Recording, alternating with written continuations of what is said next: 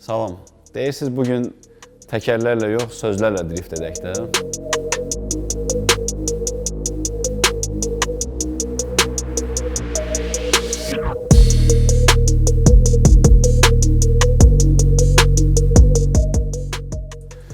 Bilirsiniz, ümumiyyətlə mənim bu avtomobillə bağlı karyeram uşaqlıq illərinə təsadüf edir.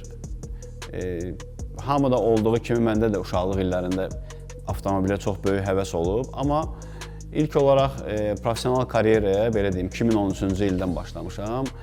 Ölkəmizdə keçirilən karting yarışmasına qatılmışam və 2 il ardıcıl olaraq Azərbaycan çempionu olmuşam karting üzrə.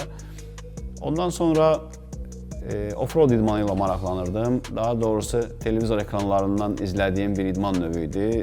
Mən də özümü, necə deyərlər, orada sınamaq istədim və Off-Road Azərbaycan komandası ilə tanış oldum. Onların məşq toplantılarına qatıldım.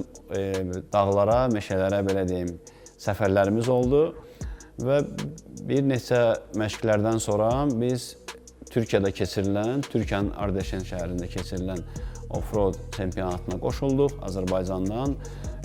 Pilot yoldaşım Rüfət Nəsibovla bərabər və biz orada birincilik qazandıq.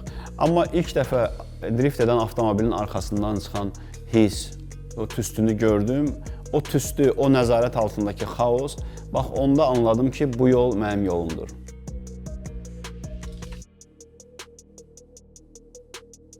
Bilirsiniz, mən bu suala cavab olaraq qeyd etmək istəyirəm ki, hər bir pilota ailə dəstəyi ən vacib məsələlərdən biridir.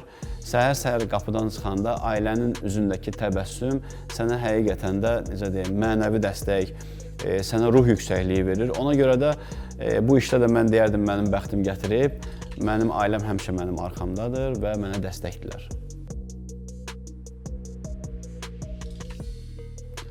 Drift haqqında mən bir çox çıxışlarımda qeyd etmişəm. Mənim üçün drift idarə etməsi itirilmiş avtomobili idarə etməkdir. Belə deyim də, drift avtomobili rəqs etməkdir. Bu səhnənin görünməyən tərəfi texniki heyətdir. Sözün əsl mənasında görünməyən qəhrəmanlardır. Burada təkərlər, yanacaq sistemi, askı sistemi, bir çox texniki tərəflər var. Amma bunların içində ən vacibi mühərrikdir. Mühərrikin də güvəndiyi bir şey var, o da kastroldur. Hər dəfə avtomobilin mühərrikinin stabil işləməsini eşidəndə bilirəm ki, bura o yağ tökülüb və mən 7000 dövrlərdə döngələrdən rahatlıqla keçəcəm. Bilirsiniz, kastrol deyəndə mən stabillik görürəm. Rəqib dəyişir, hava dəyişir, yol dəyişir, amma kastrol dəyişmir. Avtomobilin mühərriki rahat işlədikdə, transmissiya rahat keçdikdə, yüksək dərəcəyə radiator dözəndə pilot rahat nəfəs alır, rahat olur və o an bilirsən ki, sadaladığım hər bir yerdə kastrol mayeəsi vardır.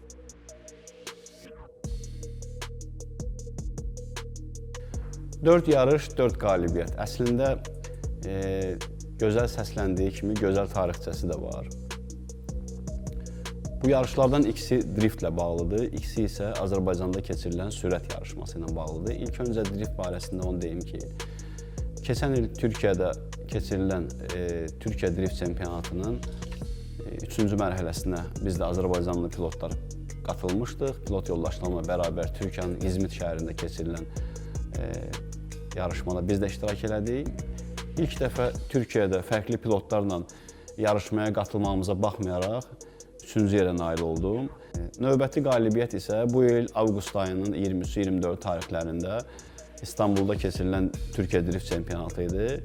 Bu yarışın keçən ilki yarışdan özəlliyi onda idi ki, bu yarış Formula 1 trekində keçirilirdi. Çox böyük bir, necə deyərlər, izləyici kütləsi var idi, trassa özü çox böyük idi və deyərdim ki, bu yarış da mənim üçün çox uğurlu oldu. Azərbaycandan tək getmişdim, tək qatılmışdım. Amma bu cür pilotların arasında, bu cür güclü maşınların arasında biz də ikincilik əldə etdik və bunu öz idman karyeramda çox böyük bir uğur sayıram. Ondan sonra növbəti 2 yarışma isə Azərbaycanda keçirilən sürət festivalı oldu. Azərbaycan Avtomobil Federasiyası tərəfindən təşkil olunmuş Legends Car sürət avtomobillərinin yarışı idi. Bu yarışmaların birində mən 3-cülük əldə etdim. 2 həftədən sonra yarışma təkrar oldu və o yarışmada da ikincilik əldə etdim.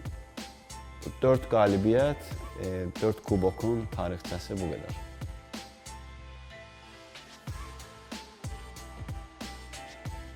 İstər ölkə daxilində, istər ölkə xaricində hər hansı bir yarışmaya qatılırsansa, burada hər kəs sənin rəqibindir. Ən yaxın dostun belə trassada sənin rəqibin sayılır. Ona görə mənim qatıldığım yarışlarda deməzdim ki, zəif rəqiblər var idi. Azərbaycanlı pilotlar da olsun, Türkiyəli pilotlar da olsun, çox güclü rəqiblər idi. Amma buna baxmayaraq biz də öz gücümüzü göstərdik. Rəqiblərimizin qarşısında ikincilik və üçüncülük əldə etdik. Podium məsələsinə gəldikdə, podium çıxmaq asan bir iş deyil. Bütün idman növlərində, təkcə avtomobil sahəsində, bütün idman növlərində idmançıların hədəfi podium olur. Eynən də mənim hədəfim podium olub həmişə və Allahıma çox şükürlər olsun ki, qatıldığım demək olar ki, bütün idman növlərində həmişə birincilik, ikincilik, üçüncülük, yəni podium olub. Oradakı podiuma qalxanda o hissləri mən, necə deyim, o hissləri bəlkə də mən sözlə ifadə edə bilməyəcəm, amma həqiqətən də o hissləri yaşamağı bütün idmançılara, yenə dediyim kimi, istər avtomobil sahəsində, istər digər idman sahələrində, bütün idmançılara mən arzu edirəm. Çox gözəl hisslərdir. Burada əziyyət də var, burada zaman da var, burada təcrübə də var. Yəni, ora çıxmaq çox gözəl bir hissdir və bunu bütün pilot yoldaşlarıma da arzu edirəm.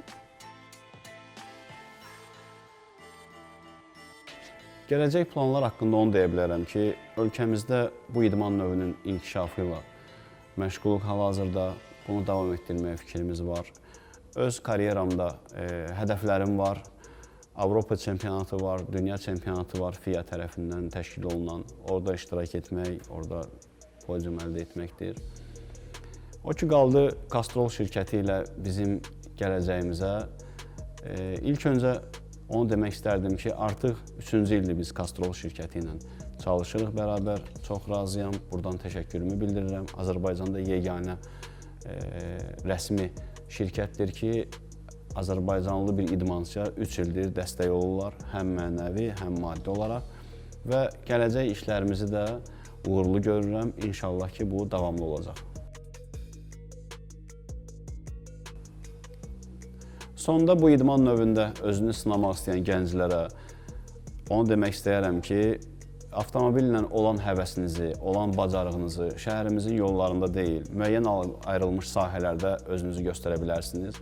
Bəli, buradan suallar olunacaq ki, bizim Azərbaycanda trekimiz yoxdur, biz də bunu bilirik, amma nəticə göz qabağındadır. Azərbaycanda trekin olmadığı halda biz də bu nəticəni vermişik.